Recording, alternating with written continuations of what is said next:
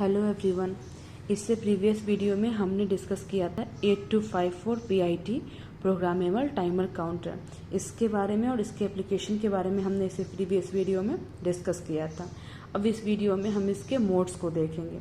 वैसे इससे पहले वाले वीडियो में मैंने एक मोड को एक्सप्लेन किया था, बट बाकी सारे मोड्स को अभी देखते हैं। तो जैसा कि हमें पता है कि 8254 में 6 मोड होते हैं, mode 0, mode 1, mode 2, mode 3, mode 4 and mode 5। तो मोड 0 का नेम है इंटरप्ट ऑन टर्मिनल काउंट। तो ये जो मोड 0 है नॉर्मली इवेंट काउंटिंग के लिए यूज होती है। हमने पहले के वीडियो में एप्लीकेशन में देखा था इवेंट काउंटिंग, मतलब ये जो 8254 का यूज़ है वो इवेंट काउंटिंग में भी होता है, तो वो अभी इसमें समझ में आएगा। After the control word is written, जब कंट्रोल वर्ड एक बार राइट कर दिया जाता है तो आउट की वैल्यू जो होती है ना वो इनिशियली लो होती है। मतलब यहाँ पे है ना, हमने देखा था अभी कि आउट है, गेट है, क्लॉक है, इस पे वैल्यू जाती है, फिर इससे डिसाइड होता है कौन सा काउंटर मतलब क्या वर्क होगा ओवरऑल। तो उसी के बारे में हम भी देखते हैं यहाँ पे। तो जब स्टार्टिंग में कंट्रोल वर्ड को राइट किया जाता है तो आउट जो होती है वो स्टार्टिंग में लो होती है, और वो तब तक लो रहती है जब तक कि काउंटर की वैल्यू 0 ना पहुँच जाए। And it is डिक्रीमेंटेड by 1 after every clock cycle. मतलब आउट इनिशियली लो होती है और वो लो ही रहती है जब तक कि काउंटर की वैल्यू 0 ना पहुँच जाए। And is डिक्रीमेंटेड by 1 after every clock cycle, और जब एक क्लॉक साइकिल कंप्लीट हो जाती है तो वो हमेशा 1 से डिक्रीमेंट हो जाती है। Out then goes high and remains high, और फिर आउट की वैल्यू हाई हो जाती है और हाई ही रहती है until a new count or a new mode 0 control word is written into the counter। और आउट की वैल्यू तब तक हाई रहती है जब तक कि कोई न्यू मोड ना आ जाए या फिर न्यू वर्ड जो है वो काउंटर में आके राइट ना करे, तब तक आउट की वैल्यू लो ही रहती है। और अब देखते हैं कि गेट पे जब वैल्यू होती है तो उसमें काउंटिंग इनेबल और डिसेबल कैसे होती है। तो जब गेट की वैल्यू 1 होती है तो काउंटिंग उस टाइम इनेबल हो जाती है, और जब गेट की वैल्यू 0 होती है गेट पे वैल्यू, तो उसमें काउंटिंग डिसेबल हो जाती है। तो ये मोड 0 था। अब है मोड 1। मोड 1 है hardware retrievable one shot. Out will be initially high. तो इससे पहले वाले मोड में इनिशियली आउट जो थी वो लो थी, बट इसमें इनिशियली आउट जो होगी वो हाई होगी। Out will go low on the clock pulse following a trigger to begin the one shot pulse and will remain low until the counter reaches 0। तो आउट की वैल्यू जो होगी ना वो लो ही रहेगी क्लॉक पल्स पे, और उसको फॉलो करेगी ट्रिगर को, और begin the one shot pulse, और जब तक कि वन शॉट पल्स बिगिन ना हो जाए, एंड विल रिमेन्स लो, और तब तक वो लो रहेगी जब तक कि काउंटर 0 ना हो जाए। मतलब आउट जो है स्टार्टिंग में वो हाई रहेगी और फिर वो लो चली जाती है, और फिर वो तब तक के लिए लो रहती है जब तक कि काउंटर की वैल्यू 0 ना पहुंच जाए। अब है मोड 2 रेट जनरेटर। ये भी अभी एप्लीकेशन में हमने देखा था कि 8254 को रेट जनरेटर की तरह यूज करते हैं, तो वो फिर मोड 2 में उसके बारे में डिस्क्राइब किया हुआ है। Initially value of out is low. First वाले में मोड 0 में आउट की वैल्यू वो जो थी वो लो थी, मोड 1 में आउट की वैल्यू हाई थी, और फिर से मोड 2 में आउट की वैल्यू वो स्टार्टिंग में वो लो होगी। व्हेन काउंटिंग इनेबल, और जब काउंटिंग इनेबल हो जाती है, अभी गेट पे हमने देखा था ना, गेट की वैल्यू पे डिपेंड करता है कि काउंटिंग इनेबल कब है और डिसेबल कब है। तो जब काउंटिंग इनेबल हो जाती है it becomes high and this process repeats periodically. तो फिर वो हाई हो जाती है, मतलब पहले लो होती है आउट की वैल्यू, और जब काउंटिंग इनेबल हो जाती है तो जो है ये आउट की वैल्यू वो फिर हाई हो जाती है, और ये प्रोसेस पीरियडिकली रिपीट करती है। मतलब एक रेगुलर इंटरवल ऑफ टाइम पे, पीरियडिकली उसी को बोलते हैं ना, एक रेगुलर इंटरवल ऑफ टाइम पे वो बार बार रिपीट होते रहती है। तो वैल्यू ऑफ काउंट, अब काउंट की वैल्यू अगर हमें निकालना हो तो कैसे निकालेंगे। तो ये निकालने के लिए हम input frequency upon output frequency, जब भी यहाँ पे पीरियडिकली रिपीट हो रही है तो फिर क्या है ना कि फ्रीक्वेंसी तो हमें मिल ही जाएगी।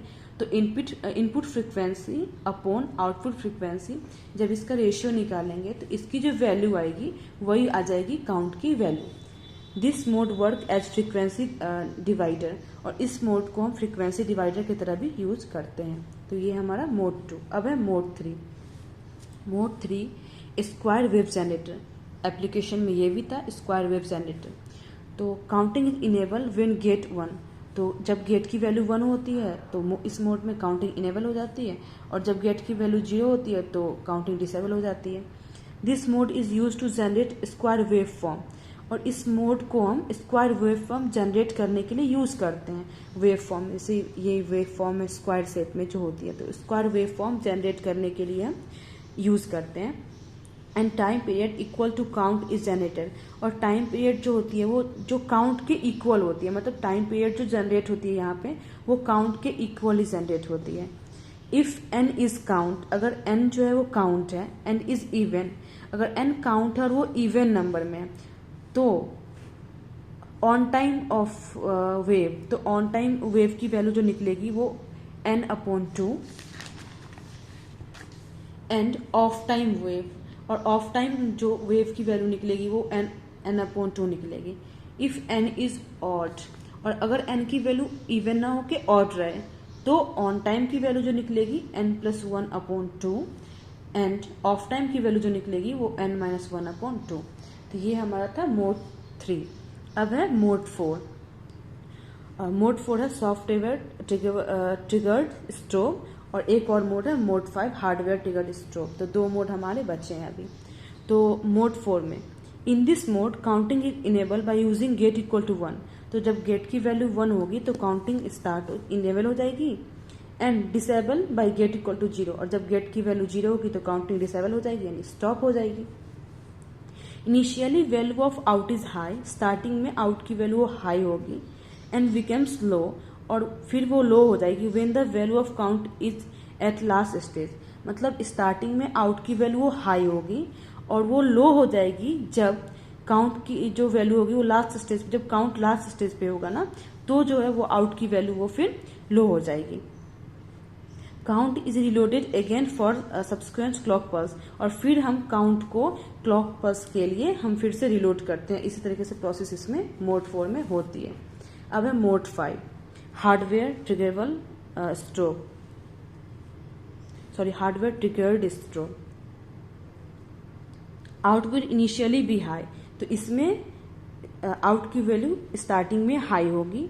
Counting is triggered by rising edge of clock, और जो काउंटिंग होगी ना वो जो गेट की जो एज होगी ना वो जब राइज उसका राइजिंग या फॉलिंग होगा ना तो उस पर वो डिपेंड करेगी। When the initial count has expired, और जब इनिशियल काउंट एक्सपायर हो जाएगी out will go low for 1 clock pulse and then go high again, तो एक क्लॉक पल्स के लिए आउट की वैल्यू जो वो लो जाएगी और फिर वो हाई हो जाएगी, मतलब जब क्लॉक पल्स वहां पे जनरेट होगा तो जब एक क्लॉक पल्स के लिए आउट की वैल्यू है वो लो हो जाती है और फिर उसके बाद अगेन से हाई हो जाती है। After writing the control word and initial count, और जब एक बार कंट्रोल वर्ड में फिर से राइट करेंगे और इनिशियल काउंट